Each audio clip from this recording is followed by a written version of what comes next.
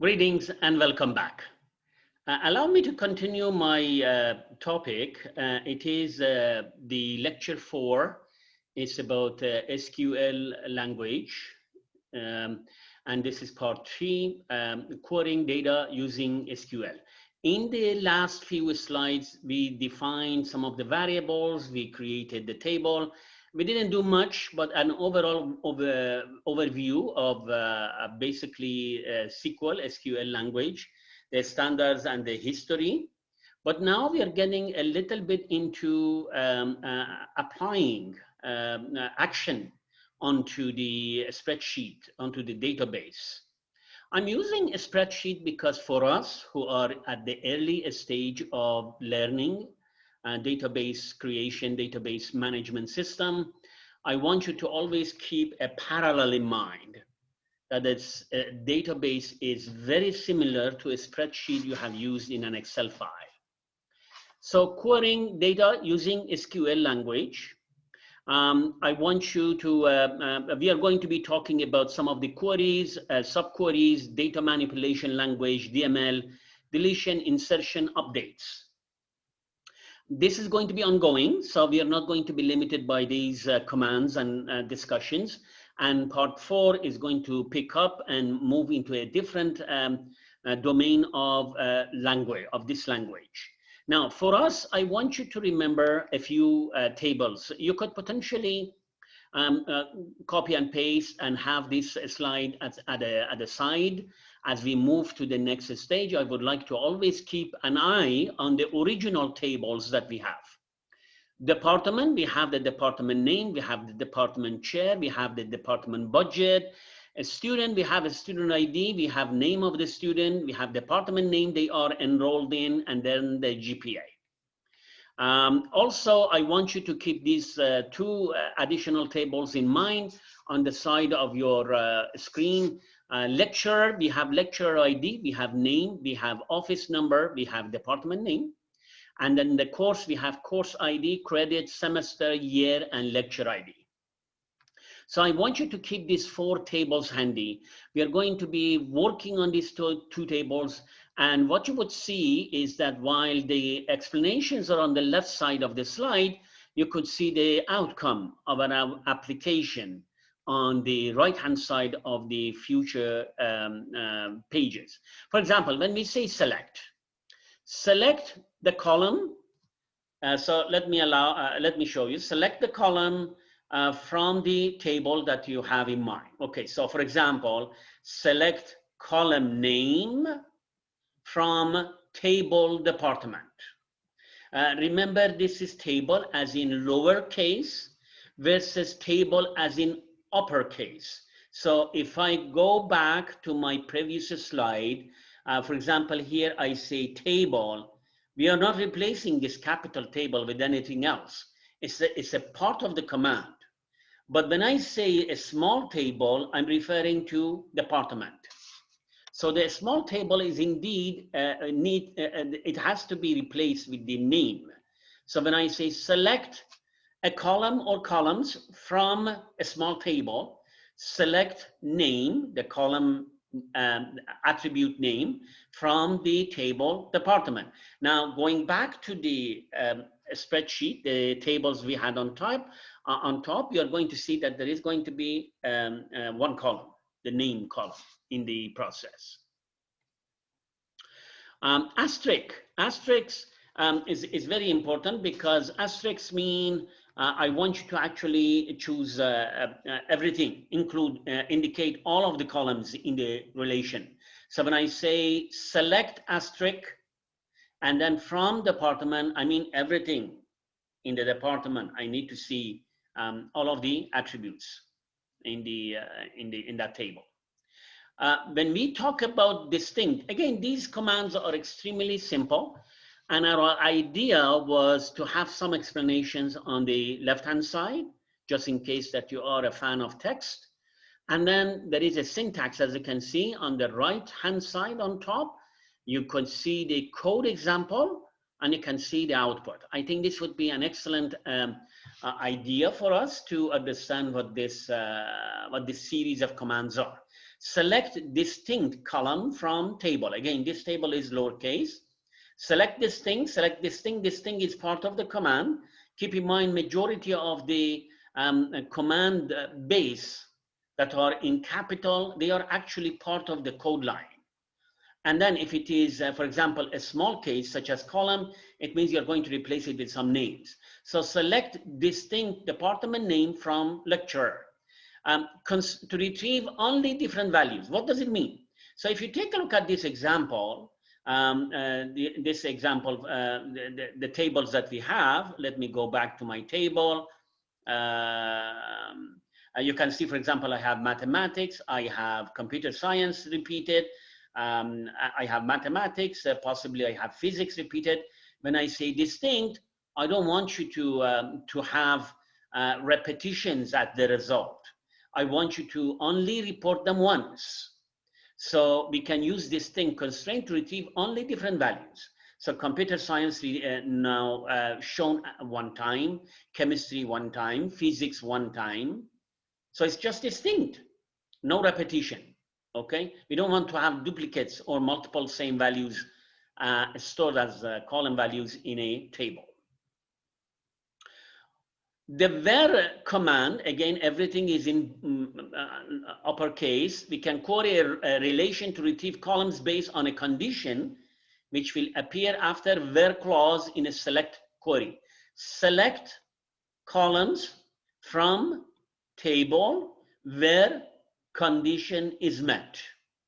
Select name and office number. These are the two columns attribute from the table lecturer where department name is equal to computer science. It's just a conditional statement. So if I take a look at this, this is lecturer table. Once again, I don't want to go back and forth, and I would appreciate if you could keep that open on the side of the screen somewhere else.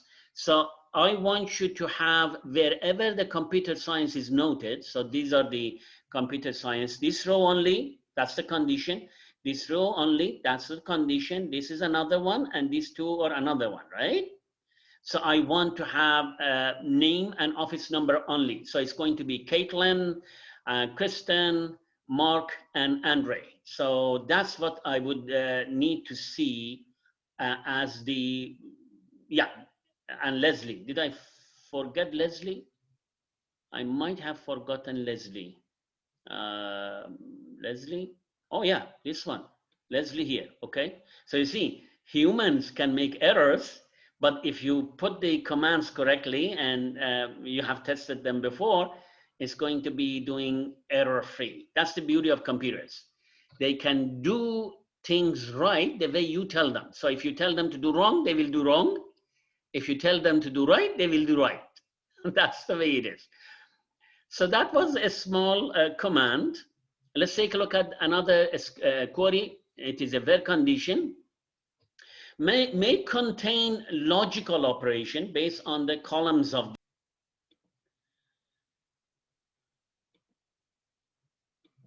Okay, an internet interruption. Let's take a look. So I could potentially have a logical operators such as and, or, and not. If you take a look at this, I'm going to say select columns from table where condition 1 and condition 2 are met.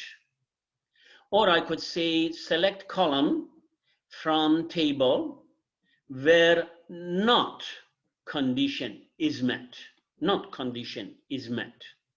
So let's have some examples. Again, we learn by examples, and this slide, this lecture series is actually quite good in providing the examples and the output.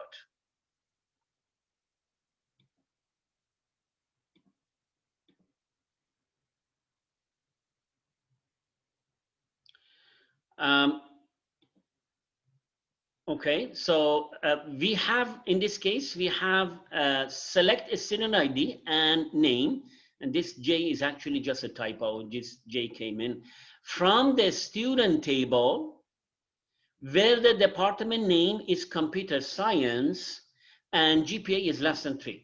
If you remember when we were talking about relational algebra, We had these actually discussed at that time, but of course, when we do coding, we are not talking about algebra anymore. Algebra is going to be abstract, it's going to be helping us to collect our mind, to see what we intend to do.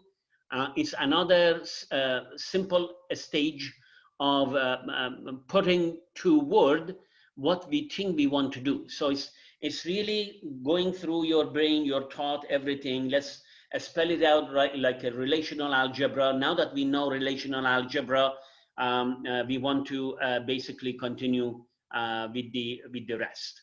So here I have department name, computer science, and the GPA is going to be less than 3. And if I go back to my table, I'm going to see Beck and Michelle satisfy those requirements. Here I have a course, I want to select course ID from the course table, and that is not the fall term. So I don't want anything that is mentioned in fall term. Anything in spring term or summer term, I'm okay with that. Not fall term. With that in mind, if I take a look at the course table, I'm going to end up with these example. You can go back. I mean, if you have those tables side by side on beside the recorded lecture now, I think it would benefit you to see whether we have performed the right command and we are seeing the right output. Between operator to simplify the where clause condition when we want the value to be in a specific range. Between. So for example, I want you to tell me about the name, about the chair of the department table where the budget is going to be between 20,000 and 30,000. And then here's going to be my output.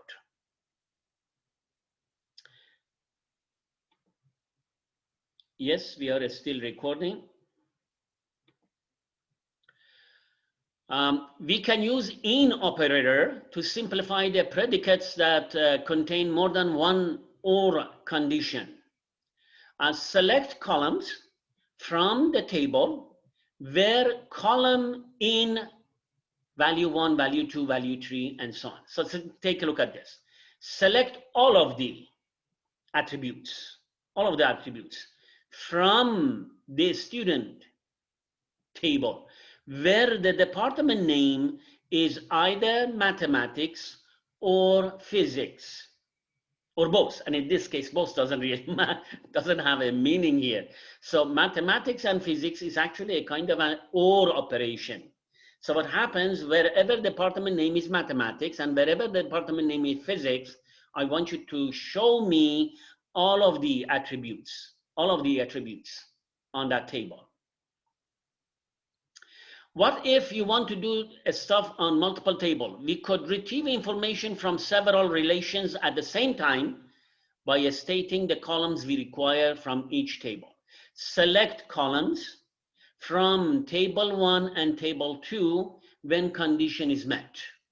Okay, select name, course ID, semester, and year from the two tables, lecturer and course, where the lecturer ID and the course lecturer ID are the same. Remember, we had such a tough time when we spoke of join command, when we spoke of basically merging two tables together, and we had a case where there was conflict.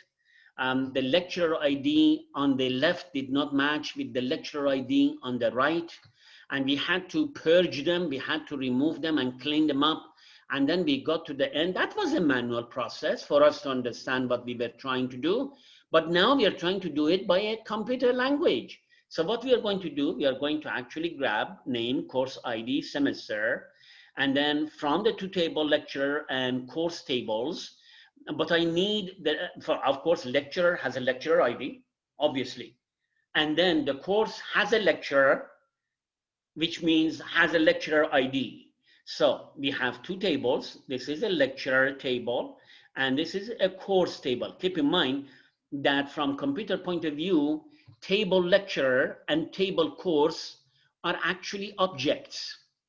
For example, if you want to put your finger to a tree, It has branches, it has leaf, it has root, it has body. When you point your hand toward another human being, your own body, for example, as an object, you have hands, you have fingers, you have eyes, you have nose, you have lips, you have a skin, you have ears. So when I say Kamran, you are referring to an object. And Kamran, let's even call it human, because it's going to be, this is the type of the table it is. It's a table human, and I'm only one row out of 8 billion rows of that table called human. And that is an object. So what is happening, when you say human, you could potentially refer to the hand, feet, heart, kidney, eyes, and everything else. And the way I'm going to do it, I'm going to say Kamran.kidney, Kamran.eye, Kamran.nose. Okay? So of course, this is the name of the table is human. So it's going to be the human. And since I'm trying to generalize that, I'm not specifically pointing my fingers to one row among 8 billion rows. Keep that in mind. I'm just trying to do something that is going to be applied to the whole table called human with 8 billion rows. So what happens is that I'm going to say lecturer, lecturer ID, course, lecturer ID. I want these two to be the same. So what was the discussion? The discussion was where the condition is met. But you're talking about two tables. And the lecturer department name is computer science. So as you can take a look at that, these are the people who have been teaching computer science courses, and I didn't use distinct, and therefore you can see that Kristen has been basically noted. Of course, in 2 different years, they are distinct if you wanted to consider the year of teaching, and then that's the way it is. So as you can see, my table now is going to be a specific basically join between 2 tables where the lecturer ID on the 2 tables match. Multiple tables, once again, it is the Cartesian product of the 2 relations when the where clause condition is applied. So again, once again, you have the name and everything else, and then you have the computer science, and the result is going to be coming to us. It's a multiple table query. Order by. We may require that the result of a query be sorted based on a column value. It's a sorting command. It's an ordering command. Order by.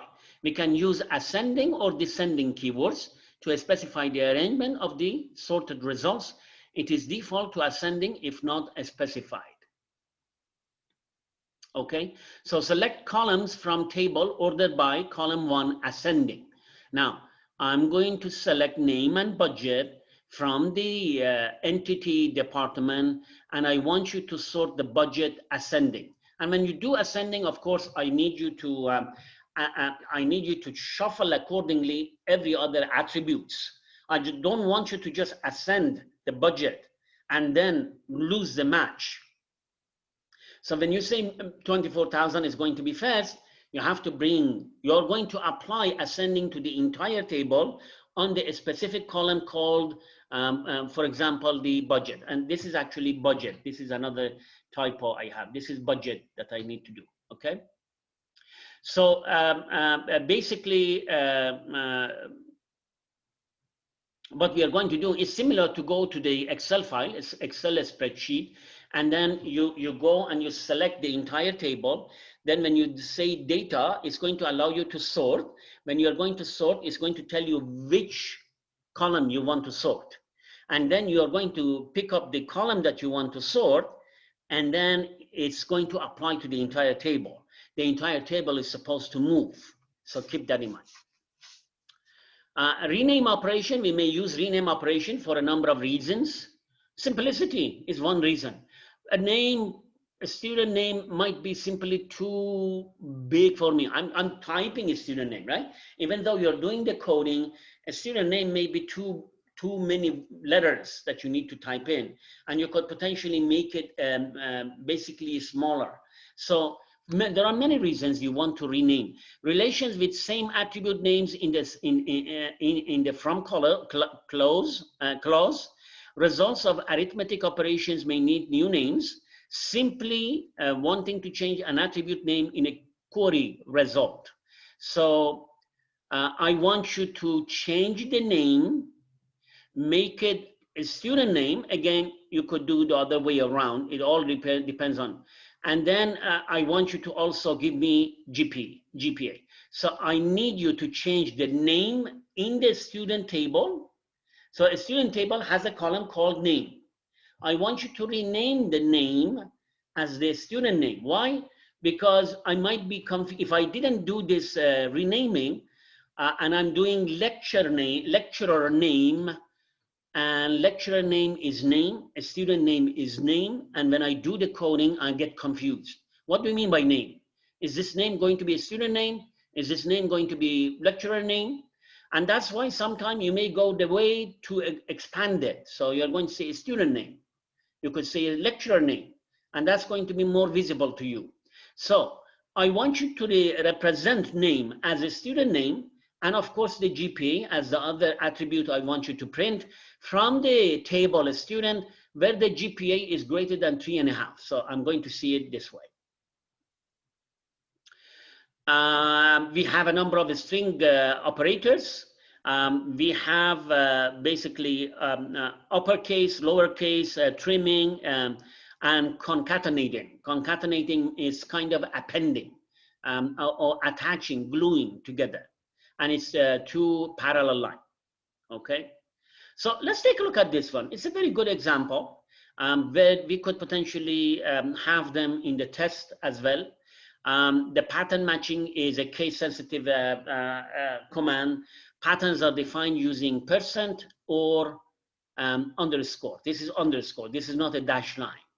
Using percent, we can indicate substring matching. There are examples here. Using underscore, we can indicate character matching. I'm going to have some example. Now, when I say car percentage mark matches any string starting with car. So it could be even car pool. It could be car Toyota. It could be car whatever. So as long as it starts with car, I'm okay with that. Percentage, car percentage, what does it mean? Give me anything where at the beginning, at the end, in the middle, doesn't matter. As long as you can have car, I'm going to be fine. So for example, if I say career. So let's take a look at this. So let's take a look at, I'm going to say, I didn't mean a car, so career. Yes, I can see car there, right? Train, car. Okay. Train, car, bus. So these are the example you could potentially consider, okay? Matches any 4-letter string. So this one, I didn't say car. I just want you to give me anything that has 4 string only. Bus, no, that's 3 words. Car, no, that's 3 words. Food, yes, that's four letters, okay? And bike, yeah, bike could potentially be 4 letters, depending on how you write it.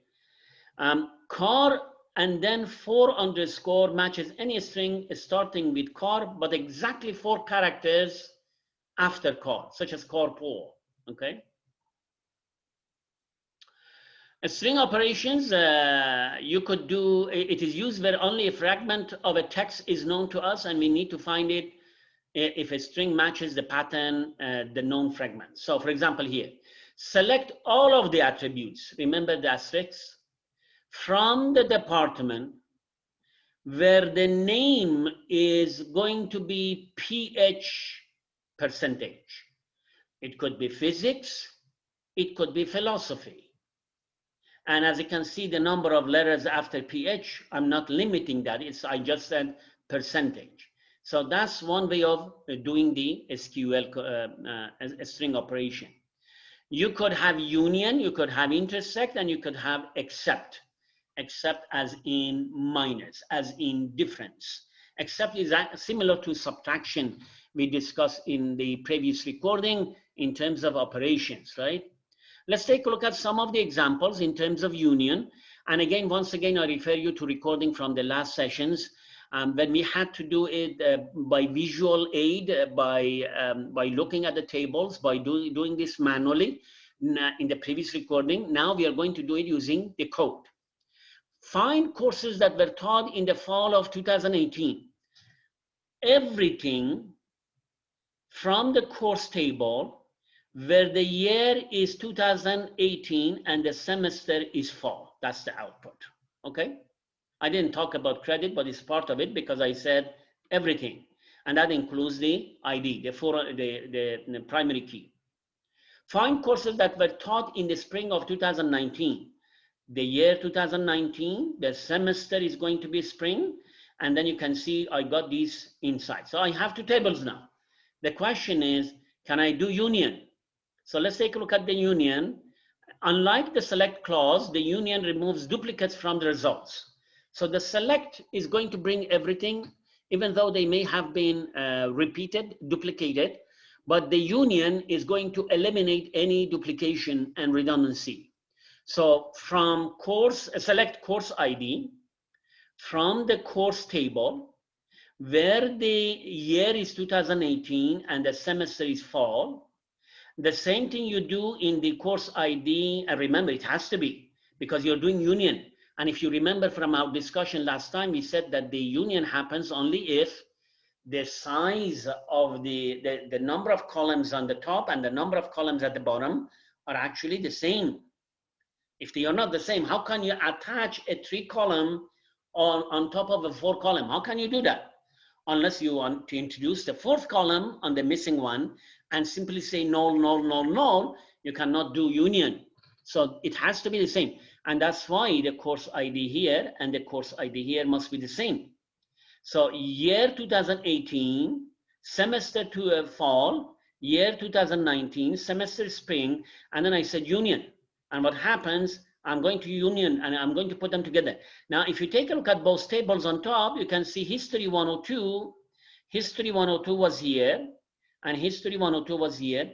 It was repeated, it was duplicated. I'm not going to show duplication here, no redundancy. Union all, at the other hand, is going to actually display all of the duplicates anyway. So when I say union all, I'm going to see history 102 and history 102 shown at the same time. Again, this is a typo. I have 2 lines. It's supposed to be 1 line. Intersect. So when I do intersect, what do I mean? Intersect means show me the common area. Show me the places where on the table left, on the table right, the statement is the same. And you already know it's history 102. If you take a look at this, 315, I don't have it. 102, I do have it. 101, 101, 101, I don't have it. And similar 201, I don't have it. And 210, I don't have it. It's very obvious, right? But the only thing that is seen seems to be common is history 102.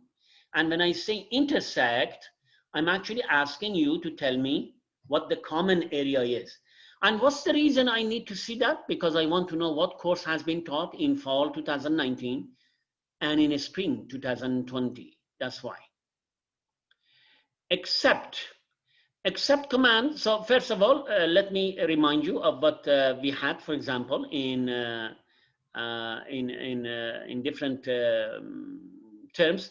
Now, remember, the term may have changed, the year may have changed. We had 2020 last time. Now we have 2018 and 2019, fall and fall. First, let's identify what this command box, code box is saying. The code box is actually returning me the course ID. The code box here is returning the course ID, but it is fall 2019. This is fall 2018. And when I use except, let's see what happens. So when I use except, CS3, except command is equal to the set difference. That's minus the subtraction we talked about. 315, 102, and 101. What does it mean? 315, 102, 101, because actually it is bio 101. Am I right? Yes. So if you take a look at this, you see, I want you to subtract. I'm going to subtract. 315 remains, 102 remains, 101, 101, subtraction 0. Physics 101, Physics 101, subtraction 0. Bio 101 is going to remain. Keep in mind, this is not a regular subtraction. It simply says, give me the left-hand side, but take away everything that is on the right-hand side. You might scratch your head and you say, what happened to CS201? That's not the type of subtraction we are going to do. And we can't say minus CS201 as a result. We don't have minus CS201. Minus that way doesn't mean, it doesn't mean anything. We are just trying to actually help you to visualize what is happening. And the way it's happening is that this course ID is going to be here, and only the similar component are going to be taken away. So if you do that, you can see those similar components have been taken away. This is subtractions. This is differences. And I encourage you to go back to that operational slides. Null, we can test for null values. Select columns from table where column is null. Okay, because sometimes it's very important for you to know which columns, which rows, as a matter of fact, for that a specific column has the null value. You might want to put them together in one basket.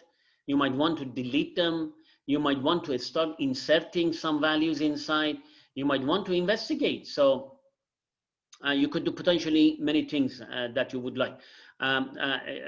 Keep in mind that whatever you do in terms of operation, if one of the component is null, the operations upon which the null component exists is still going to be null. Null means empty plus anything. Plus empty plus anything is still null to us. So keep that in mind. Let's take a look at some mathematical functions, some numerical functions. So we have minimum, maximum, count, sum, and average. We already know what these values are. We have used them in high school.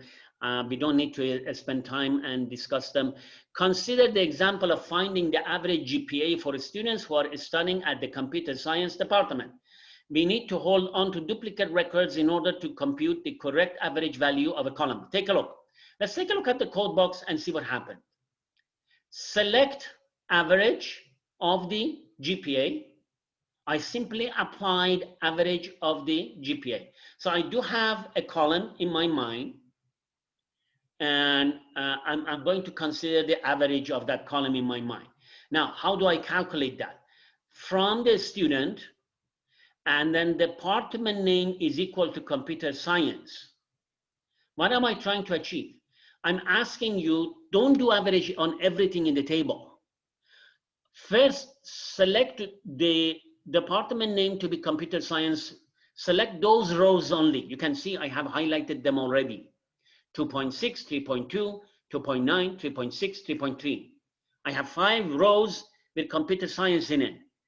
Then do the average GPA on it, and that's going to be 3.12. So it's going to be the average of a student in computer science, okay? In order to exclude duplicate values from the result of an aggregate, we could use distinct keyword. Select, count, distinct department name. So tell me how many, how many distinct department names you have, and from the student table. Actually, this answer may be incorrect because I think I once counted it. You have one mathematics, this one doesn't count. Astronomy, physics, this one doesn't count. Computer science, astronomy, we had it. Music, we have it, and chemistry. So it should have been 6, my mistake, because you have 6 distinct department name in this table. And the reason I did this mistake because I had to calculate that by hand manually, but I'm sure when you put it in a computer, it's going to give you the right answer anyway. Of course, if you give wrong instructions, it's going to give you the wrong answer to you. Group by means I want you to just basket them, put them in a basket. Group by means put them in basket. You have one basket, put these into one basket, these into one basket, and see what happens. Select column from table where the condition is met group by columns. So the group by clause groups records by the attribute that have the same value into summary rows. Nice. Queries that include aggregates often use the group by clause, which groups records into summary rows and return one record for each group. So take a look at this. You see how nice it is? When I say group by department name and order by department name. So first I say group by department name. I say all of the computer sciences are going to be group by. Pick up a thread in your mind and then make sure all of the computer science are going to be together. All of the astronomy is going to get together. All of the physics and all of the musics are going to get together. But also I said order.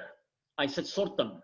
So this is going to be A as in astronomy, C as in chemistry, CH before CO, so it is sorted. Mathematics, musics, physics. So not only I want you to group them by, but I also want you to sort them and put them and display them. So let's take a look at this. Select department, average GPA as average GPA. So I want you to have a column renamed. So this column has been renamed as average GPA. From the student table, group by department name. So what does that mean? You did all of the astronomy and chemistry and computer science and mathematics and music and physics. I want you to take a look at this and tell me what's the average here. It's 4 and 4, the average is 4. Take a look at this and what's the average is going to be? The average is going to be 3.1. Take a look at the 2.6 and 3.2 and 2.9 and 3.6 and 3.3 and tell me what the average is, 3.11. Hopefully I didn't make a manual mistake. Please double check. Mathematics, 3.2, 3.8, 3.5. I'm going to take average, it's going to be 3.5. Music is 3.5, 3.7. I'm going to put that in. 3.4, 3.5. I'm going to put that in. Agreed?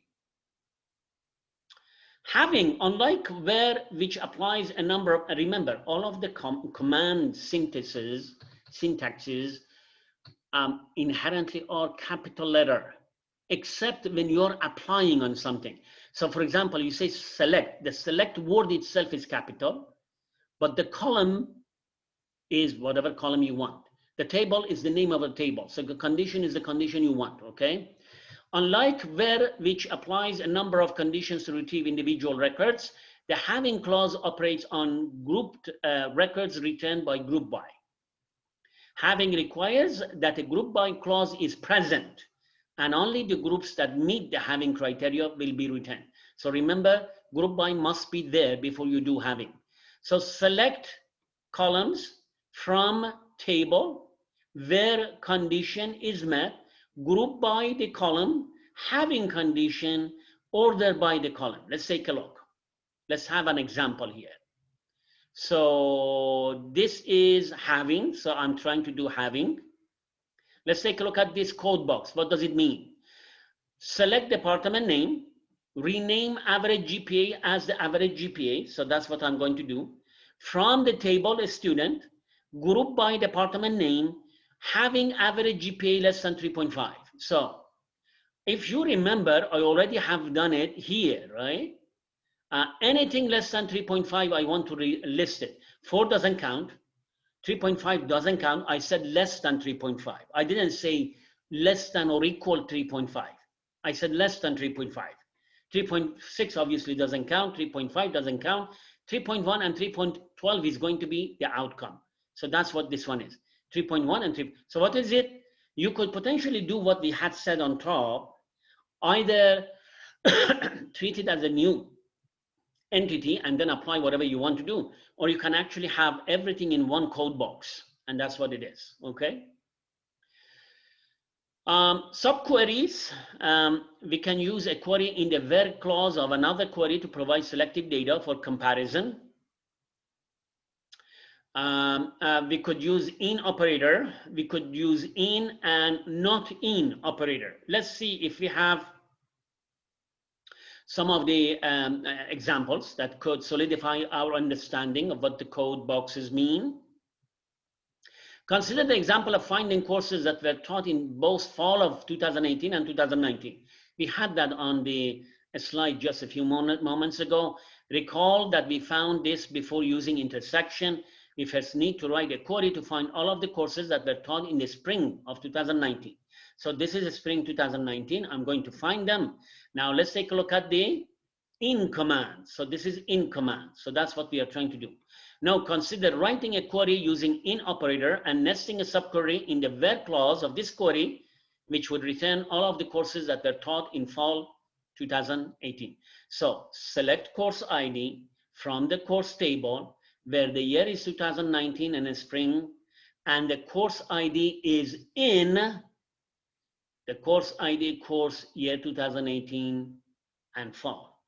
As you can see, I opened up a bracket here and I opened up a bracket here, and in my mind, the bracket on the code box means I'm actually looking at an entity now in my mind.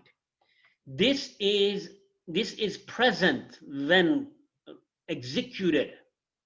This is going to be present, and it says, give me the courses that have been taught in spring 2019, and their course ID is in the fall 2018. Okay, so the top one is this, the 2019 spring is this column. The bracket fall 2018 is going to be this column. And then I want you to tell me the one that are actually matching in terms of course ID, you see? And then it's going to be history 102, okay?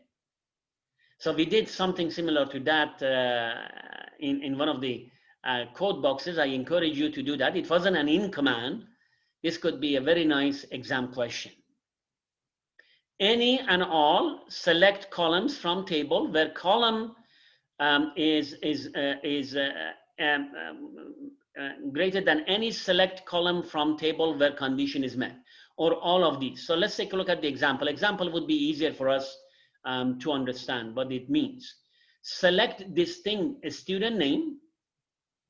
I actually renamed them as a student name. So I wanted to say STD name, right? So from a student as STD1 and a student as STD2, okay? STD1 GPA greater than STD2 GPA, and STD2 department name is physics. This is clearly a condition. I don't want you to apply this condition on any department. I want you to apply that condition only on the physics department. And then let's take a look at the any. Select name a student where GPA is greater than any of the these ones that I see, okay? So what we are going to do, I hope I have, unfortunately I didn't bring an example, but I encourage you to run it and see what that any and all would return back to you. Consider the example of finding the students whose GPA is higher than at least one student in physics department. Alternatively, we could write this query using any, okay? So that was the any command. We could potentially use less than or equal, greater than or equal, either greater or smaller, less than, or any other way. So we could combine these conditions, logical operations. Similarly, if you wanted to find a student whose GPA is higher than all of these students in physics department. So this is GPA of all of the students in physics department. When we say any, it means I have to have at least one non-empty row that I'm looking at least one student in physics department. So there may be other students who are performing very well, but there is one student may have a low GPA in that department. As long as you are above that, it's okay. That's the that's going to be the any. But when you say all, by all means I want you to tell me consider all of the physics students and consider all of the GPA, and I want you to be above any of those lines, not just the minimum, any of those lines. So that's all of the students in the physics department. We could use exists. As you can see, this exist has an S at the end in the where clause to test for the existence of any records in a subquery. We just want to know whether it exists or not. We don't care what the value is. We don't want to know exact value. We just want to see whether it exists or not. Is there something that I need to worry about or not? Select column from table where exists, select column from table where condition is met. Returns true if the subquery result contains one or more records, basically to check if the subquery is empty or not. Okay, now we are moving to the next phase. I'm going to stop and then continue on the next recording.